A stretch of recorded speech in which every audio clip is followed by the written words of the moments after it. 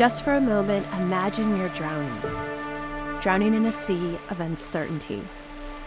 Day after day, the weight of caregiving for your child becomes heavier, the burden harder to bear. But within this isolation, there's a quiet strength, a resilience that refuses to falter. For every unseen moment, there's a glimmer of hope, a reminder that you're not alone on this journey of courage and love.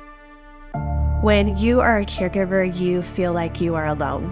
You feel like you're the only one in the trenches handling all the day-to-day tasks of caregiving when you have a child with a disability or medical complexity or what have you. I think for our readers who will be taking in these stories, the emotions that they will feel, one, if they are caregivers, they're going to feel so seen, heard, and understood, and they're going to feel so validated. For me, the hardest part of caregiving for, my brother is when he's ill and when we end up in the hospital for extended periods of time and having to have real raw conversations with doctors, nurses, family members about what the outcome might be. And it's scary.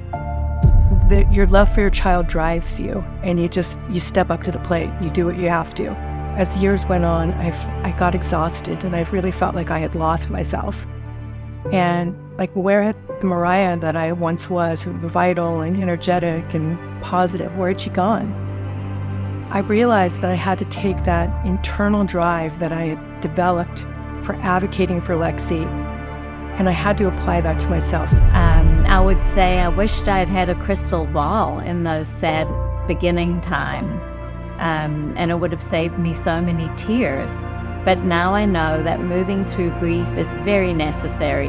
I think that hearing stories like mine gives a platform of respect for those difficult, dark, grief-stricken times, and offers a glimpse into my life, my pain, my triumphs, Wesley's triumphs, and that can really help people for whom a special needs journey is unfamiliar to try and understand our story. When your child is delivered a diagnosis, you suddenly shift from just being a regular mom to now a mom, a caregiver, an exponential motherhood experience, and it's a big shift. And so that's a journey that each mom has to take and figure out their new identity as a caregiving mom, and that there are other parts of themselves still to celebrate and enjoy. It's absolutely terrifying. The life-altering choices that are made when Sean gets sick.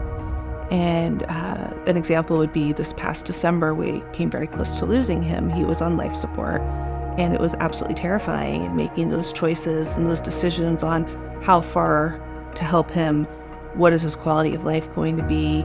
In my case, what differs between me and the other caregivers/moms, I'm Sean's sister. I'm not his mother.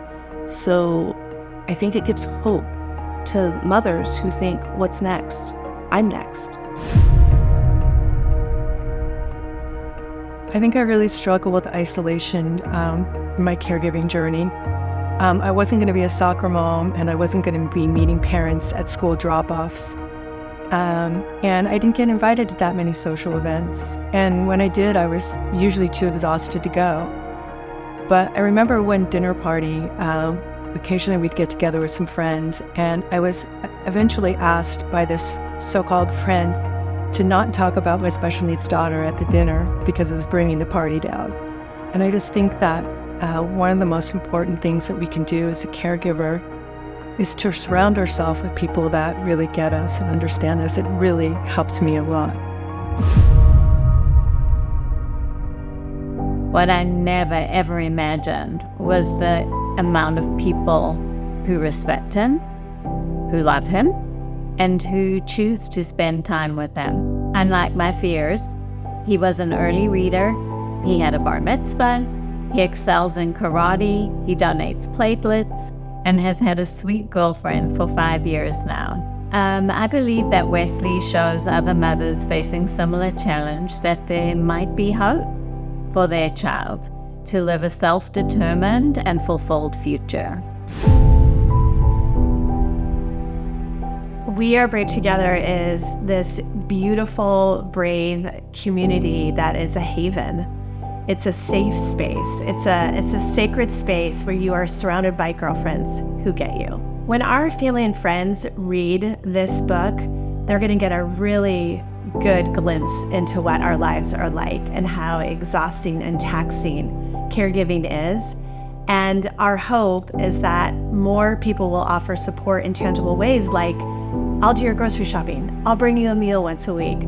Also, I hope that this moves people into action, because moms are burning out and it's not their fault. They are trying to take care of their mental health, but we do not have enough systems and resources in this country to support caregivers.